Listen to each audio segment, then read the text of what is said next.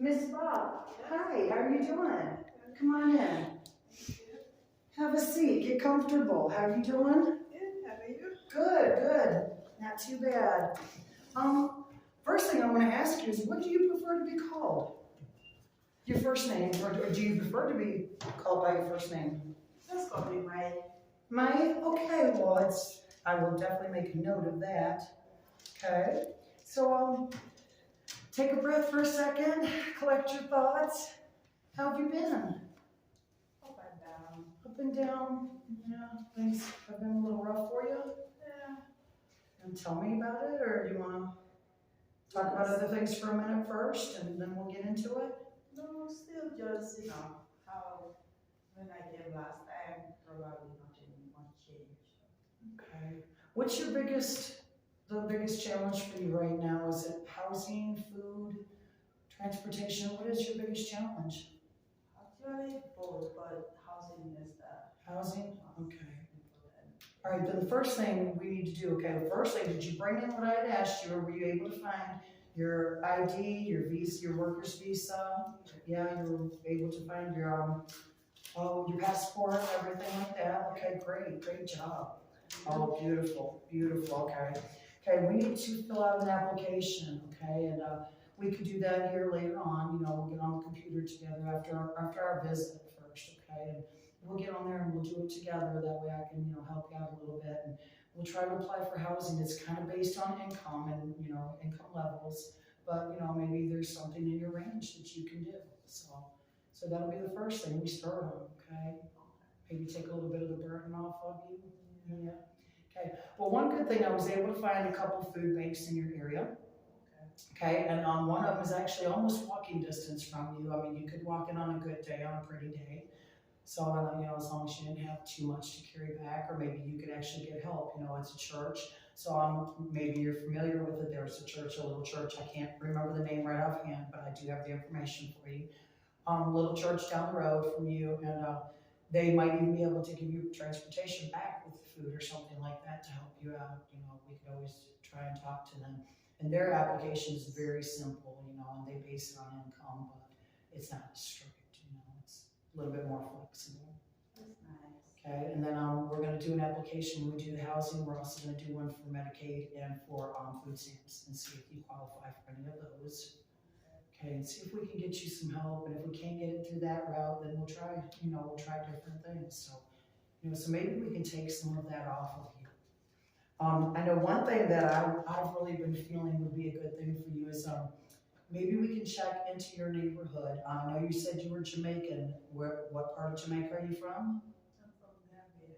Gambia. West Okay. Africa. West Africa, beautiful. I bet do you miss it? Very much.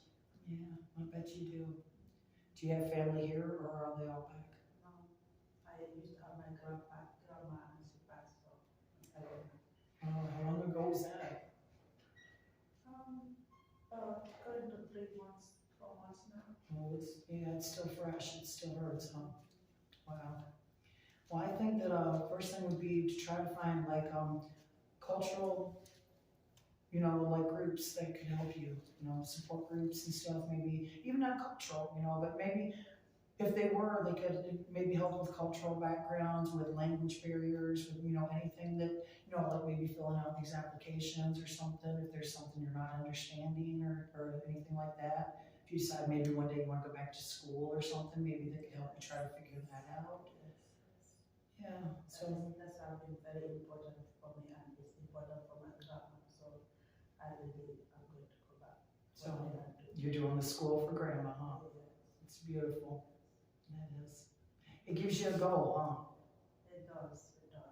Yeah. But first I have to find where to sleep peacefully, and then be able to find some medications, because they say something like depression, and then I will see what God will do. Well, while we're waiting for the Medicaid application, how about we send you to the health department and see if we can get you in there, and maybe they can help and base it more on income, and you wouldn't have to worry so much about financial obligations, and they can give you somebody that you can talk to.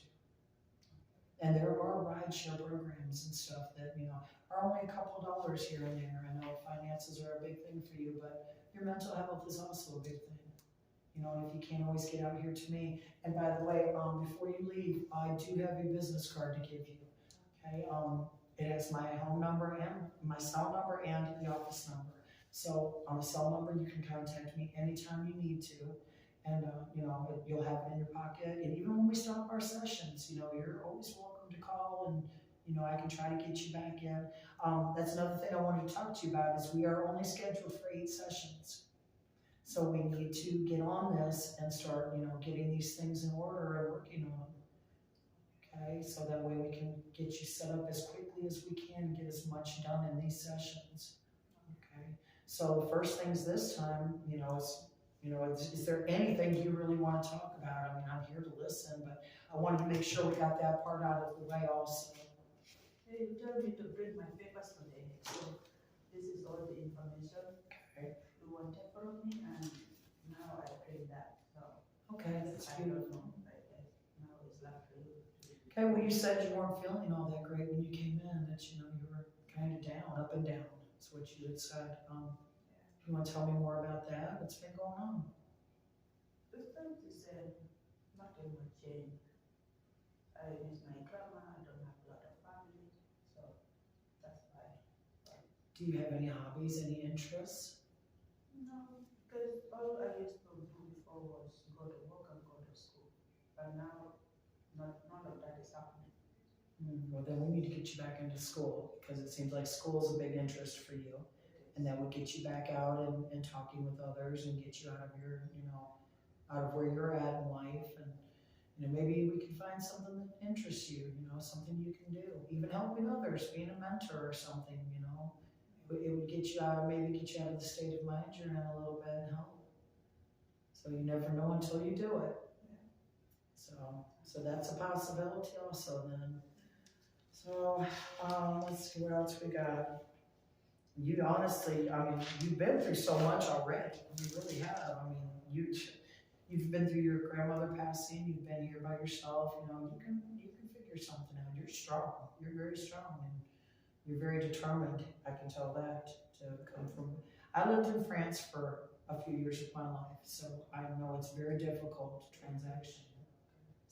So yeah, that's. I don't know how it goes. It is. It's the language barriers, the culture shock. Yes, man. That's why I was bringing all that up to you. It might not be an issue for you, but if it is, let's try to get you a little bit of help with it, and it might take some of the stress off of you. It really might. And it will give you people to associate with. Are you into church? Maybe that would be a possibility.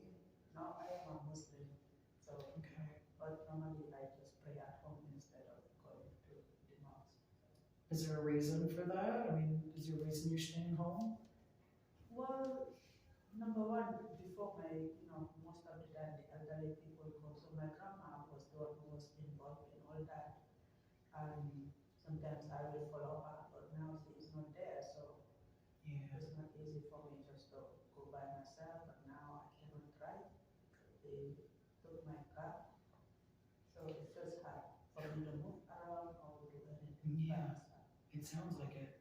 Boy, you've been through a lot. You are a very, very strong woman. I give you a lot of credit for that.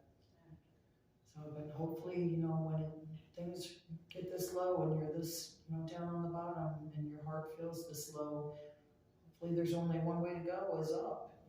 We can start making things a little bit better and let you breathe a little easier. It really has been hard on you. And I give you a lot of credit for that. I really do. I hope so. You're a very determined, very strong woman. Thank you. Okay, we are getting a little short on time. I know that it's a little bit rushed today, but we want to do the applications after this session. So is there anything else that you really want to talk about? I don't want you leaving out of here until you feel good about things. No, I think that should be all for now. You think you're okay until we see each other again? Yeah, okay, and like I said, we'll do the applications, and I'm going to give you my business card, okay, and that way you can contact me at any time. I hope you feel comfortable enough with how we talk, and that you feel you can call me at any time. I will try. I will do that. Your beautiful smile. Show that beautiful smile you have. It'll get better. We'll try to get it better. We will try in these sessions to make it, the best we can. And like I said, even after these, if you need us, we will reapply for your insurance and see if we can get you more. Or maybe by then you'll have Medicaid and they'll give you more sessions. They can't turn it over or something, who knows? We'll see. One step at a time, okay? So we'll wait till our next session. And if you need me in between, you make sure here that I've gone through everything with you. Okay, your next appointment, how would you like to do that? Do you want to be 2 weeks or would you like to come back in a month? If you're feeling like you need every 2 weeks, we can do every 2 weeks, but it's going to make the appointments sign off. Is there any way we can do it through Zoom? Because it's hard for me. Absolutely, we can absolutely set up Zoom appointments, yes. So before you leave, when we're doing the applications, I'll get your email address and then we can set up Zoom meetings, okay? And yeah, that way we don't have to worry about the transportation for you, okay? So, sounds good. Oh, look at that smile, how beautiful. I like seeing that. I haven't seen that since you walked in, that's beautiful. All right, sweetheart, well, let's go out here and I'm gonna get your paperwork and we're gonna get you started on these applications, okay? And it's really great to see you today, okay? I'm glad you came in. So, really great, thank you.